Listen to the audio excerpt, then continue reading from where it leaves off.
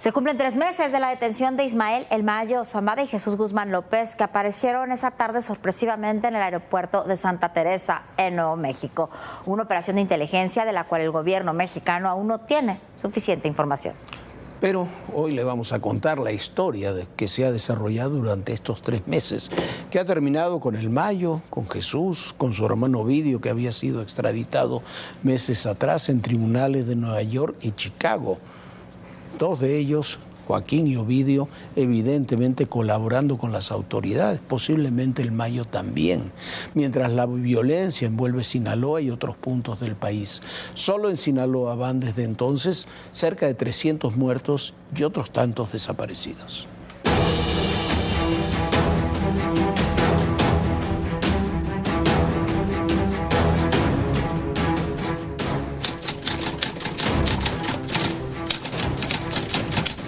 La entrega de El Mayo Zambada a las autoridades estadounidenses es un hito en la historia del narcotráfico nacional e internacional. ¿Por qué? Por la trascendencia que tiene el cártel de Sinaloa en cerca de 40 países, según las autoridades estadounidenses. El 25 de julio marcó el fin de una era en el mundo del crimen organizado. El cártel de Sinaloa no será el mismo. Ismael El Mayo Zambada y Joaquín Guzmán López, hijo del Chapo, fueron puestos en custodia por autoridades estadounidenses en Nuevo México.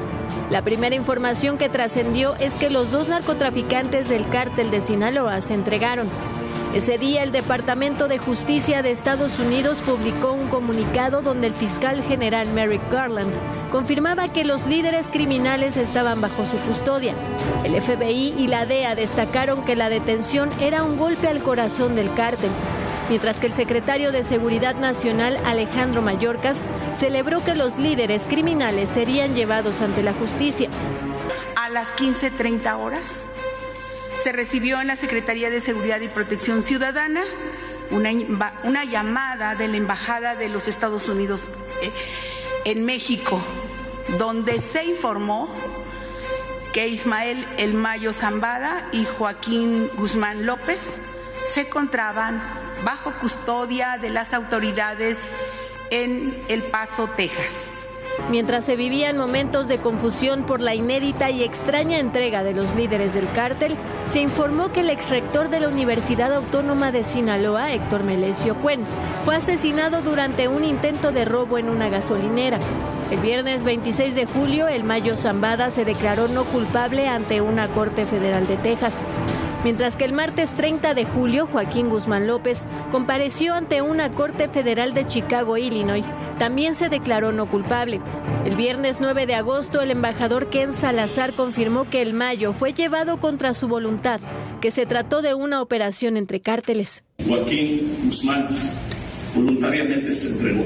La evidencia que vimos nosotros cuando llegó él a Santa Teresa, en Nuevo México, el aeropuerto ahí, es que El Mayo lo había llevado así contra su voluntad.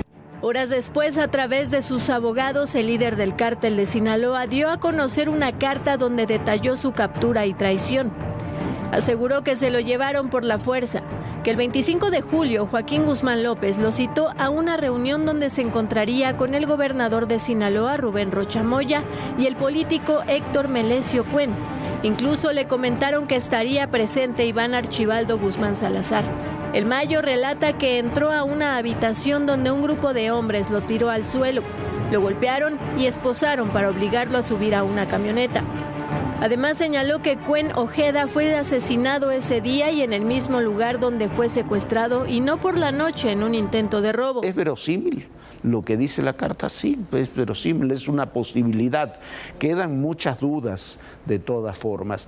Primero, la participación política, que iba a estar el gobernador Melesio Cuen, va acompañado El Mayo por uno de los jefes de la policía judicial. Fue muy enfático el gobernador Rubén Rocha, pero según la información no es ni la primera ni la única reunión que habían mantenido con esos grupos. Desde entonces comenzó una guerra brutal en Sinaloa. Por un lado, el grupo del Mayo Zambada, encabezado por el Mayito Flaco, y por el otro, los Chapitos. Si bien en un inicio el abogado Jeffrey Lichman aseguraba que Joaquín y Ovidio no negociaban con las autoridades, el 21 de octubre reconoció que sí existían negociaciones. We asked for some time to continue plea negotiations, and it'll take some time to determine whether it'll work out. We're hopeful, but... El domingo 20 de octubre, la Fiscalía General de la República emitió un comunicado sobre el asesinato de Héctor Melesio Cuen. Indicaba que fueron hallados indicios hemáticos en la finca Huertos del Pedregal en Culiacán que correspondían al exrector y que esto implicaba directamente a Joaquín Guzmán López con el asesinato. Además, acreditó responsabilidades penales y administrativas en contra de policías, ministerios públicos, peritos y personal de la Fiscalía de Sinaloa por el montaje del supuesto crimen de Cuen en una gasolinera.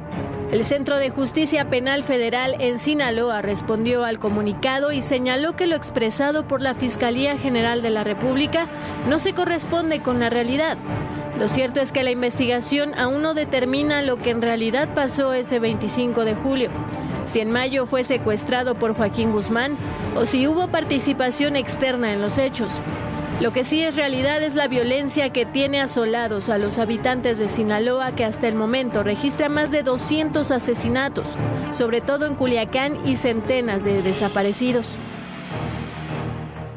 Bueno, el hecho cierto, el dato duro es que todavía lo hemos dicho 1000 veces, pero perdón que insista en lo mismo, no sabemos qué ocurrió en detalle aquel 25 de julio pasado.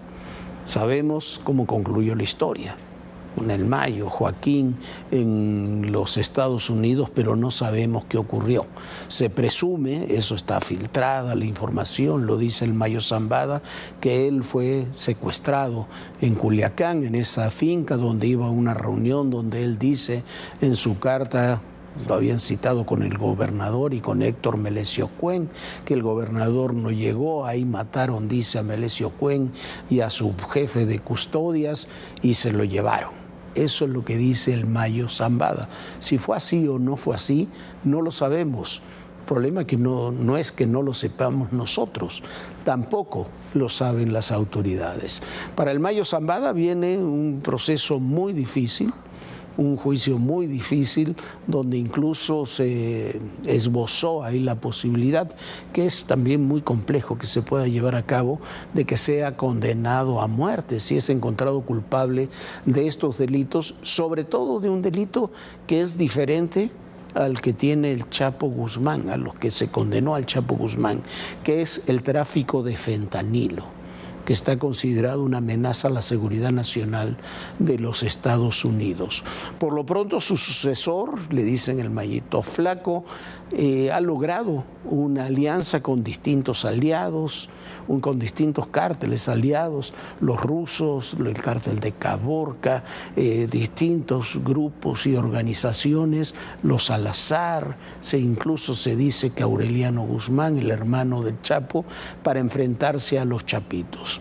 Los Chapitos no se sabe cómo están, porque Joaquín y Ovidio ya están en tareas de colaboración. Su verdadero jefe era y es Iván Archibaldo Guzmán, que es el hijo del Chapo Guzmán y es desde hace ya bastante tiempo el jefe de ese grupo criminal. Se especula que podrían haber logrado una alianza con el cártel Jalisco Nueva Generación en contra de los Mayos, a ver si eso es verdad.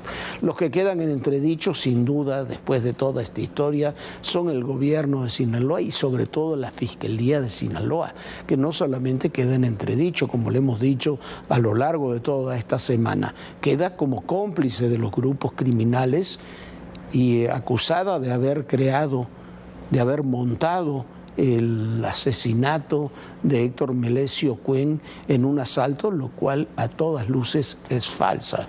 Esto es un triunfo, sin duda, de la inteligencia de los Estados Unidos, que logra tener a dos de los principales narcotraficantes mexicanos, incluyendo un histórico como el Mayo Zambada en sus tribunales, ahí los va a juzgar, logra convertir en testigos protegidos por lo menos a 2 de los hermanos Guzmán López y hijos del Chapo Guzmán, que son los que le pueden contar cómo estuvo el negocio del fentanilo en los últimos años. Y eso cambiará, cambia y cambiará aún más en el futuro todo el escenario del narcotráfico en México, pero también la relación judicial entre México y Estados Unidos.